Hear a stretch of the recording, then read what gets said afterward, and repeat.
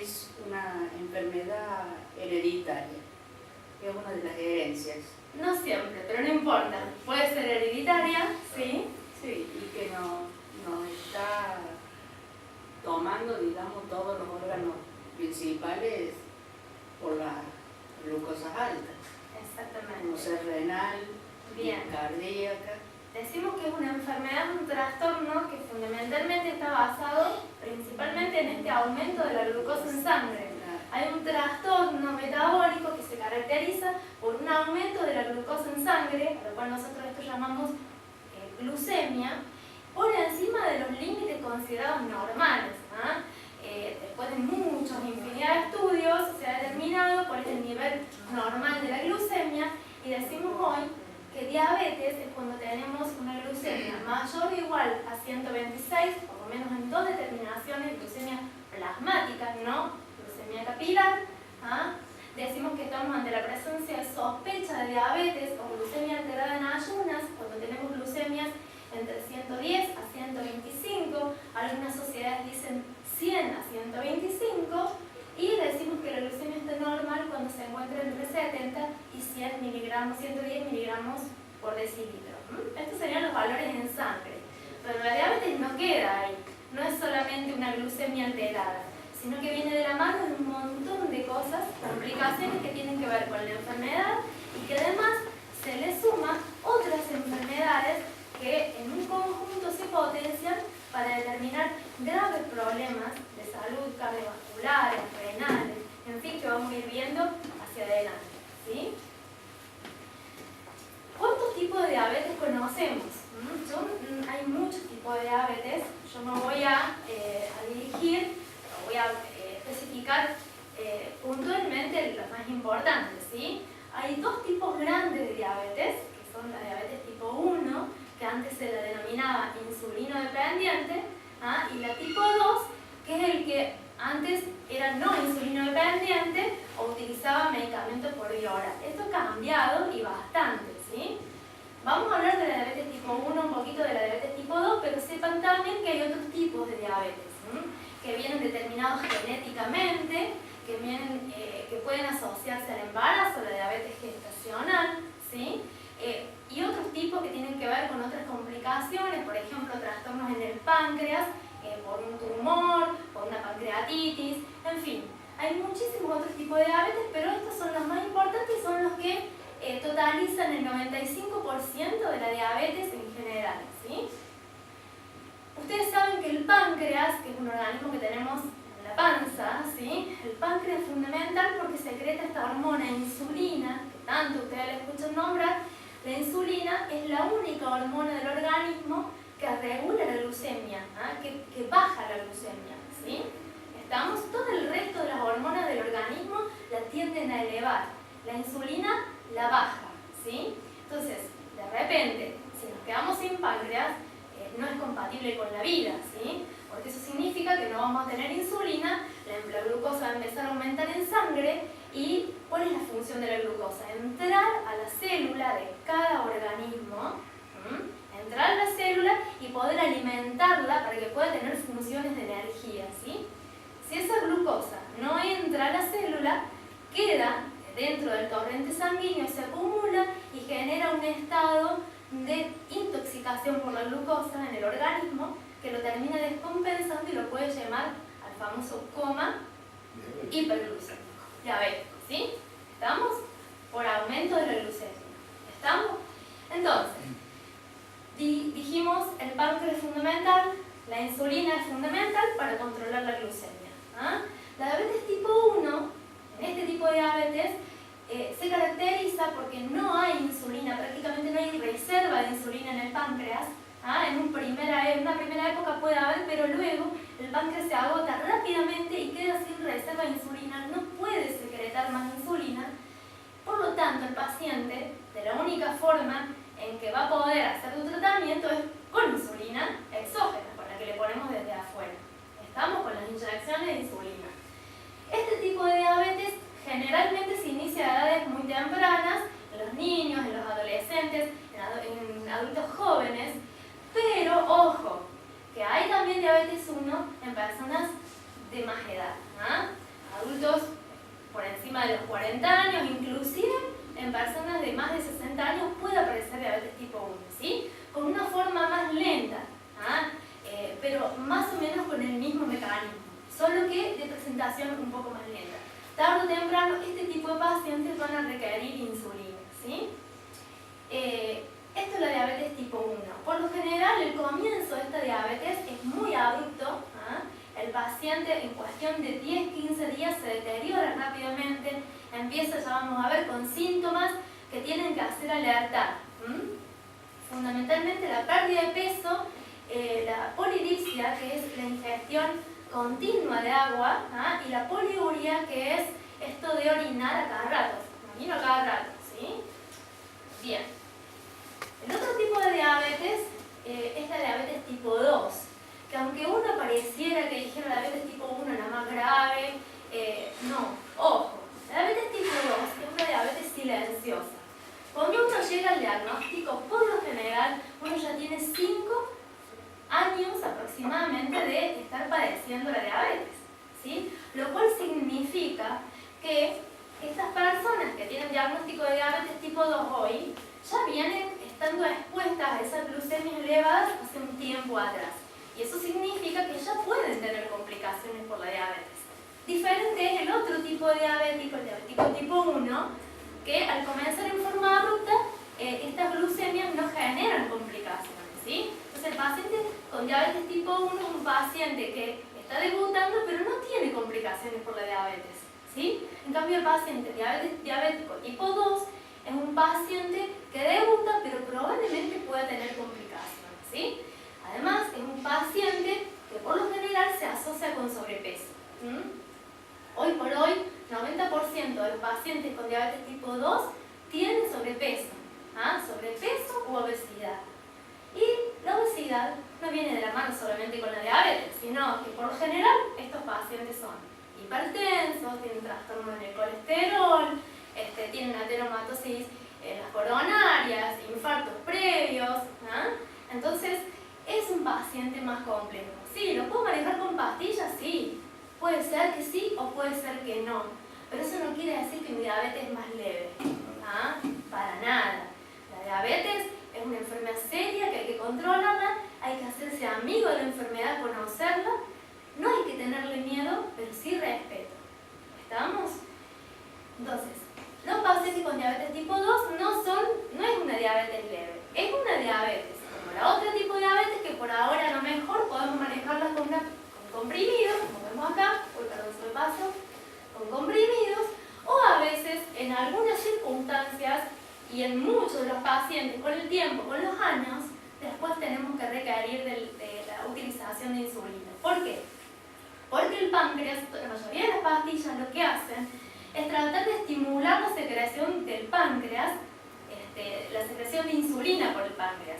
Pero yo se les sé decir a mis pacientes, el páncreas del paciente con diabetes tipo 2 es un páncreas que viene sobreexigido, un páncreas como si fuera un auto viejo que yo lo quiero hacer picar a 200, ¿no? Obviamente, un auto viejo, no le hago el mantenimiento, lo pongo a picar 200 y se me funde el motor. Y esto es lo que pasa con los pacientes con diabetes tipo 2, ¿sí? Un paciente que tiene un páncreas que ya viene funcionando mal.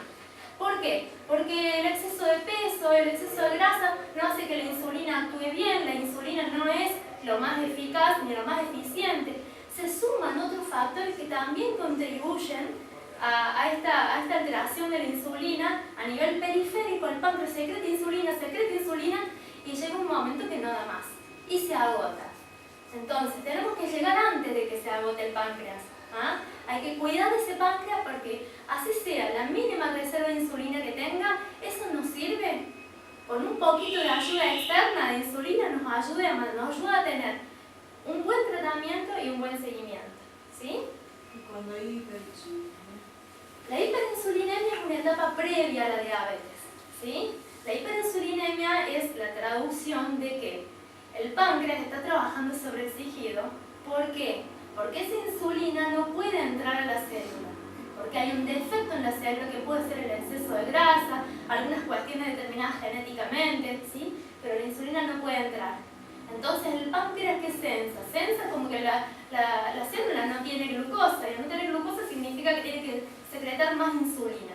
¿Ah? Ese es un estado previo, ¿sí? Pero que tampoco es bueno.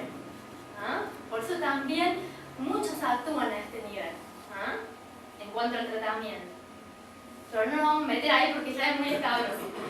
Pero esto se entendió, ¿no es cierto? Una pregunta. ¿Alguna pregunta? Sí. Por ejemplo, usted hace un ratito mencionó de que una persona que tiene una diabetes tipo 2 ya quiere decir que hace un tiempo que ya está viniendo. Bueno, esa persona tiene que hacerse un chequeo periódico, Justamente. hacerse...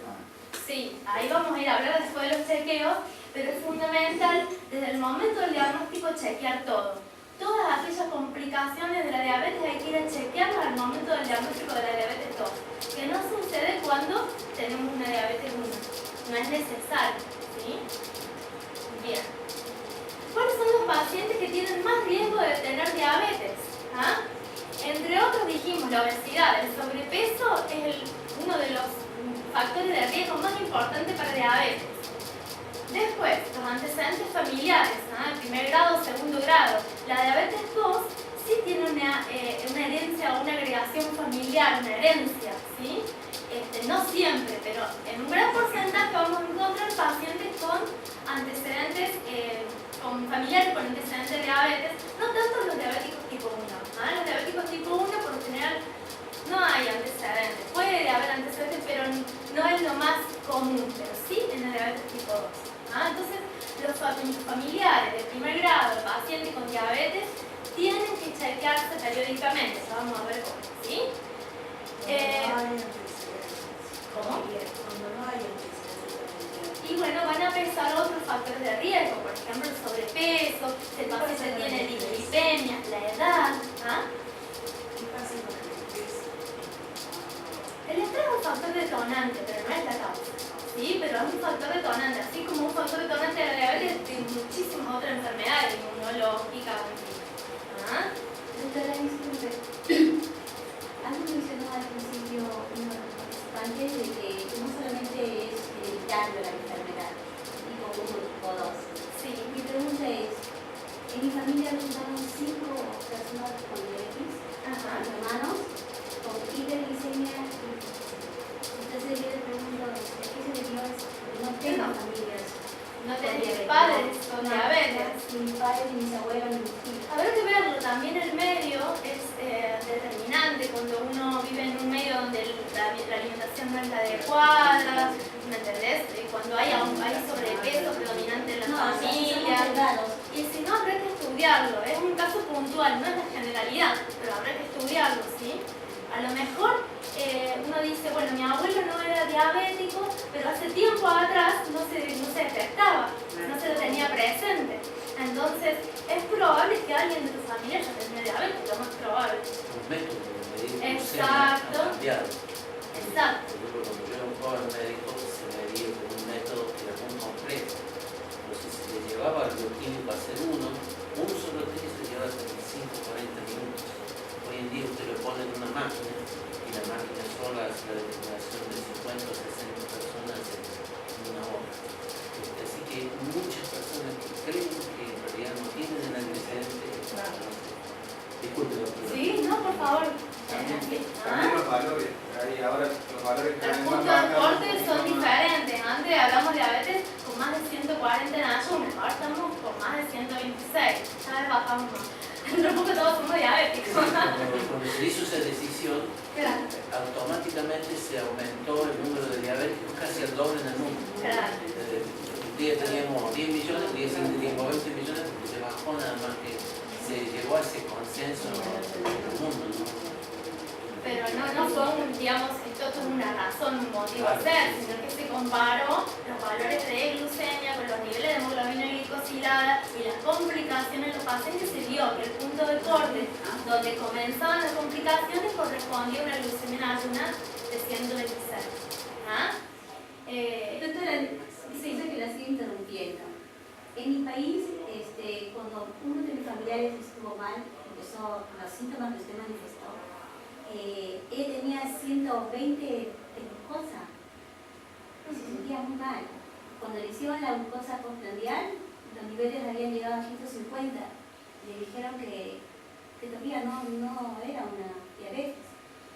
Y Eh, yo ahora ustedes mencionaron- eso depende mucho, no sé, bueno, en ese Bueno, momento él no hacía tratamiento, hay que ver, porque a veces pacientes llegan descompensados y uno dice una descompensación diabética, pero tiene 120 glucemias. Sí, pero si antes se colocó insulina rápida, supongamos, no comió, estuvo vomitando, entonces capaz que la glucemia es de 120. No, perdón, no tenía, No sabía tenía. que no sabía, ella era bien entrada porque problemas creo que del hígado o otra sintomatología, y no, entonces por los síntomas y cuando ella empezó a bajar de peso y comenzó a adiccionar, bueno, yo le sugerí que se hiciera un examen de glucosa.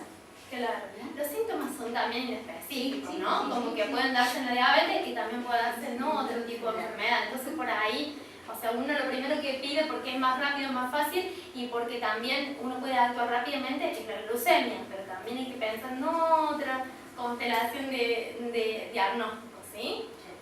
Bien.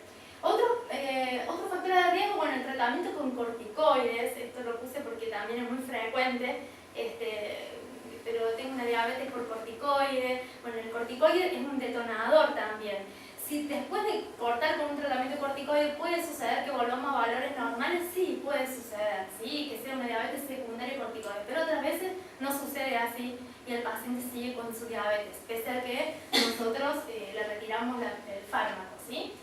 Otro factor de riesgo que yo no lo he puesto aquí, pero que es importante que ustedes sepan, el antecedente de diabetes gestacional en las mujeres aumenta un riesgo hasta un 50% de presentar diabetes en los próximos años, 10, 20 años, ¿sí?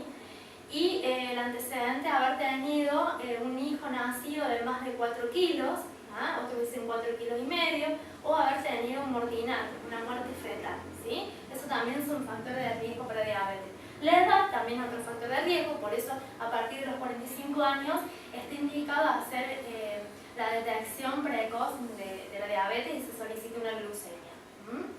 Si la glucemia es normal, acá lo decimos, si la glucemia es normal, se repite cada 3 años, siempre y cuando no medien factores de riesgo como los antecedentes familiares, la obesidad, la dislipemia, los trastornos del colesterol, ¿sí? Que en ese caso uno lo hace más frecuentemente, inclusive podemos pedir la prueba de tolerancia oral a la glucosa, ¿sí?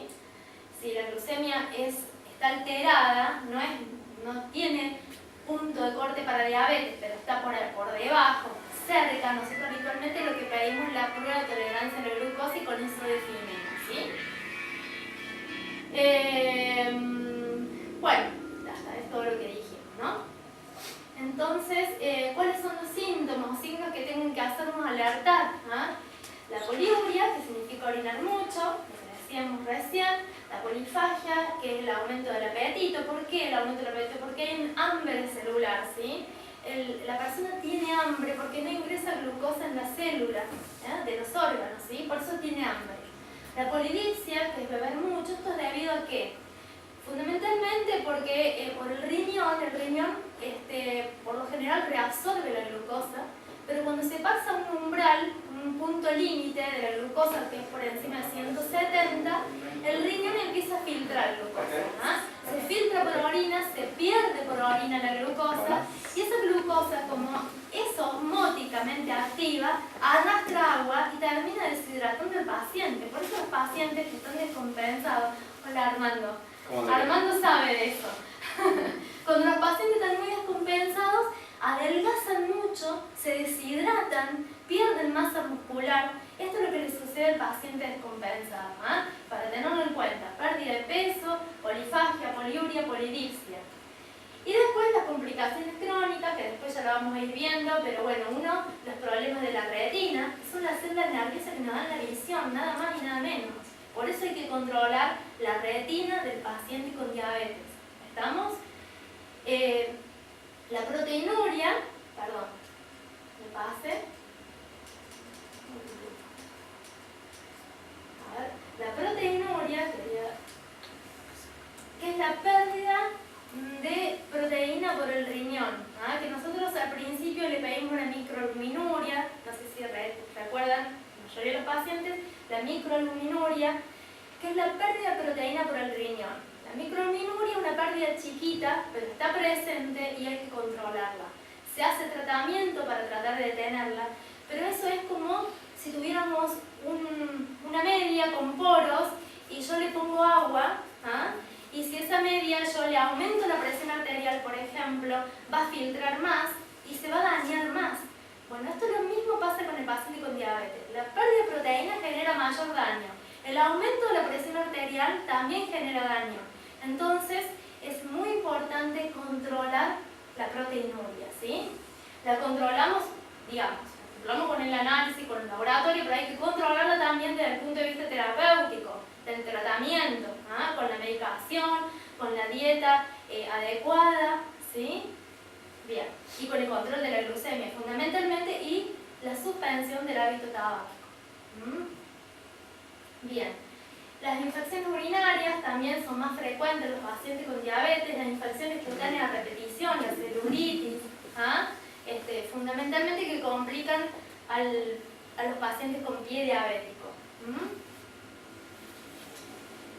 Bien, entonces las complicaciones más frecuentes incluyen los problemas cardiovasculares, que después Joaquín va a hacer hincapié, los problemas vasculares periféricos de las arterias periféricas, ¿sí? Que generan las isquemias de los miembros inferiores, el pie diabético, la gangrena, los trastornos nerviosos, que después la doctora Bulace también va a hacer hincapié, los trastornos de la sensibilidad periférica, la taquicardia de reposo, bueno, ya después va a hablar la doctora, los problemas del riñón y de los ojos, la retina, que también va a hacer hincapié el doctor Junco, ¿sí? ¿Cómo se controla la enfermedad? Bueno, básicamente los pilares para el control de la enfermedad, bueno, es el plan alimentario, la medicación por el uso de insulina inyectable o mediante medicamentos orales que favorezcan la acción de la insulina. ¿Cuáles son los objetivos del control de glucemia? Cuando hablamos de hemoglobina glicosilada, si la mayoría recuerda, la hemoglobina glicosilada yo le digo el promedio de su glucosa en los últimos 3 meses. Si la hemoglobina glicosilada está bien hecha en un laboratorio de confianza que utilice los métodos hoy estandarizados, decimos que prácticamente no miente. El automonitoreo glucémico por ahí miente. La hemoglobina glicosilada no. Nos ayuda, junto con el automonitoreo glucémico, a tratar de saber dónde estamos parados y en función de eso poder tomar decisiones. Si venimos al médico, no traemos el control glucémico, no traemos la hemoglobina glicosilada, ¿qué puede hacer el médico? Es como hacer tiro al blanco. Si me tapo los ojos ciego, hago tiro al blanco, a lo mejor le pego, pero lo más probable es que no. Pero si yo me saco la venda de los ojos y me pongo y apunto, lo más probable es que me vaya bien, o por lo menos cerca. Eso es lo que pasa. Yo siempre digo a los pacientes, tienen que traer el automonitoreo glucémico.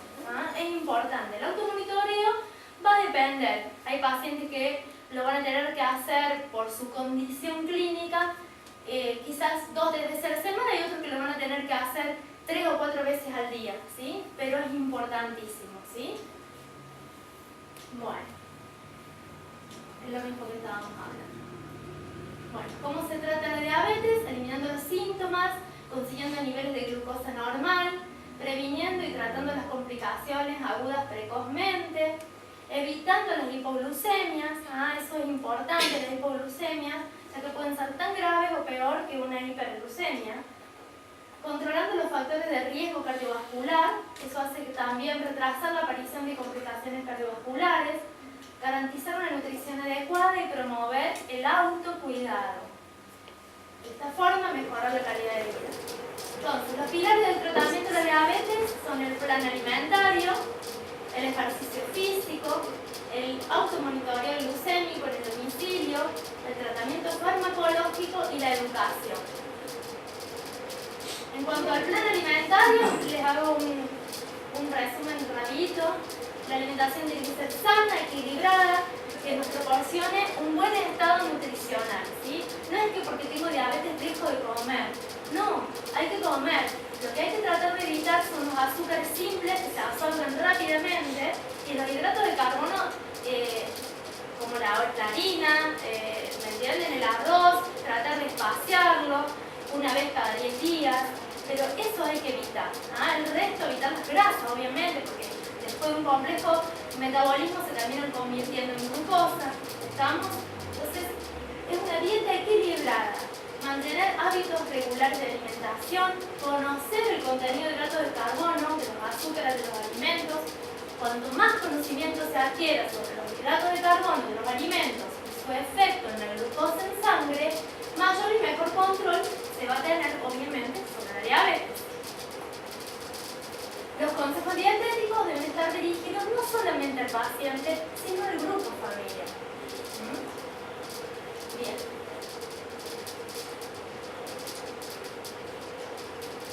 Bueno, el ejercicio físico. Con la práctica programada se logran beneficios con el ejercicio físico. Es muy importante el ejercicio, ¿no? No solo que mejora la performance cardiovascular, sino que también nos ayuda, desde el punto de vista de la diabetes, a mejorar la insulinoresistencia, esto que hablábamos, a mejorar la captación de glucosa por parte del músculo. Entonces nos ayudaría a disminuir la glucemia en sangre. ¿Estamos? Y además nos ayuda a bajar de peso, que dijimos, o sea, si bajamos de peso mejora la diabetes, esa es una realidad. Muy bien, además que mejora la calidad de vida, ¿no? Por supuesto. En cuanto al automonitoreo, es imprescindible para lograr un buen control metabólico, medirse la glucosa en sangre antes y o después de las comidas cuando sea necesario. Situaciones particulares donde el control de la glucemia tiene que ser más estricto, en mujeres embarazadas, que a veces hay necesidad de hasta 7 veces controlar la glucemia en sangre por el día. Las personas que tienen enfermedad coronaria, las personas que tienen alteración de los lípidos en sangre. La educación en diabetes es un proceso de adquisición de conocimientos y modificación de hábitos y actitudes tendientes a mantener y mejorar el estado de salud. Esto lo dice la Organización Mundial de la Salud. La educación diabetológica es la base del tratamiento y pretende conseguir que la persona con diabetes participe de su cuidado. Y esto es lo que tiene que entender el paciente con diabetes. Tiene que ser partícipe de su cuidado. No puede esperar que sea la nutricionista, el médico diabetólogo, quien le dé las pautas, sino también usted tiene que salir a buscar y participar. ¿Ah? Estudiar, aprender de la enfermedad. Y por último, para recordar, el buen control de la glucemia previene las complicaciones. Previene los daños en los nervios por infecciones de piel, previene las alteraciones cardiovasculares, el infarto del miocardio, el accidente cerebrovascular, previene las alteraciones de las arterias que favorecen la arteriosclerosis y la enfermedad vascular cerebral. Bueno, preguntas. ¿Cómo vamos con el tiempo? ¿Estamos pasados? No, a ver. No sé si alguien quiere hacer alguna pregunta o la dejamos para el final. Sí, yo después le voy a hacer quiero Bueno. algo que a lo mejor yo lo puedo hacer ahora. Muchas veces el paciente dice, doctor, no puedo comer hidratos de carbono, no puedo comer grasas, y lo que me queda son proteínas. Claro. Pero es muy difícil comer proteínas solamente, primero porque no vienen solas, segundo porque normalmente, por ejemplo, la mujer raramente pueden consumir más de 100 gramos de proteína. Sí, ¿quién digo? Más de 100 gramos por día. En la mujer, 100 gramos es como comer, ¿cuánto? Medio kilo de asado. En general, si uno ingiere mucha proteína, no es sano tampoco. No. Entonces, si uno dice, toma un porcentaje, ¿qué porcentaje son? Y normalmente yo les estoy declarando que estoy totalmente de acuerdo con lo que la doctora explicó muy bien. Los carbohidratos refinados, ¿cierto? Como son el azúcar común, el caramelo, el chocolate, no. Pero si tuvieran que ponerle para ellos, ¿qué porcentaje va Entre de...? el 50 y el 60% de la dieta está basada en hidrato de carbono. O sea, es todo lo contrario. O sea, hay que ingerir hidratos de carbono. ¿Estamos? Entonces, esta ingesta de hidrato de carbono uno la tiene que diversificar. No tiene que estar centralizada en el consumo de pan, harinas, sino que los hidratos de carbono también están presentes en ejemplo, en la fruta, en las verduras. ¿Ah? Entonces, es importante diversificar. ¿Ah? Hay que estimular el consumo de verdura y de fruta, esto es fundamental. Y yo por ahí cuando le digo de la fruta, cuando me preguntan, a mí me pasó una vez que un paciente no mejoraba la glucemia, según dice se estaba cuidando, como fruta, mucha fruta, ¿cuánta fruta? Y se comía 8 mandarinas después del almuerzo. Entonces, obviamente se le iba a levantar la glucemia, después prandial, pero no, o sea, la idea es que sí coman 2 o 3 frutas por día, pero separadas, especialmente digamos, uno tiene que hacer las 4 comidas básicas, pero especialmente a media mañana, a media tarde, no después del almuerzo inmediato. ¿Ah? Y de esa forma hace que la absorción no genere, junto con el alimento del mediodía, un pico de glucemia que sabemos que por más que la glucemia en ayunas esté bien, sabemos que ese pico de glucemia postprandial a la 1:30, 2 horas de almorzar, también genera daño cardiovascular.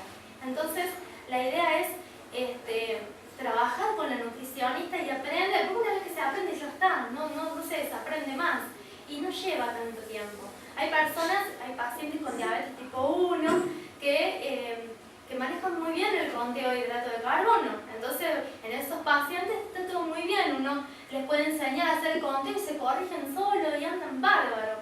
Las personas por ahí más grandes, de edad más avanzada, les cueste esto, pero también vienen dietas armadas, también vienen dietas para suplementar, por ejemplo, tal comida o tal cantidad de hidrato de carbono por otra de igual cantidad de hidrato de carbono y se van mezclando.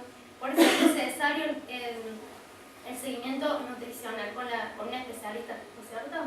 Las legumbres tienen hidrato de carbono, pero es Sí. de mejor calidad Porque hay que dar celulosa. Exactamente, porque la fibra es importante también en el tratamiento. La fibra retrasa la absorción del hidrato de carbono. Entonces, en vez de hacer un pico a las 2 horas, hace un pico pero menor y más prolongado. Entonces, la presencia de fibra, por ejemplo, cuando hablamos de pan, prefiero el pan negro. ¿Estamos? Porque sabemos que el pico va a ser diferente. Y en cuanto a las frutas que tienen contenido de azúcares, Todas tienen contenido, o sea, la banana con la mandarina o con la naranja, es lo mismo, ¿sí? Es lo mismo. Lo importante es que no la coma junta y la coma espaciada, pero que ingiera frutas. pero Eso no es una banana fundamental. con dulce de leche. No, eso no.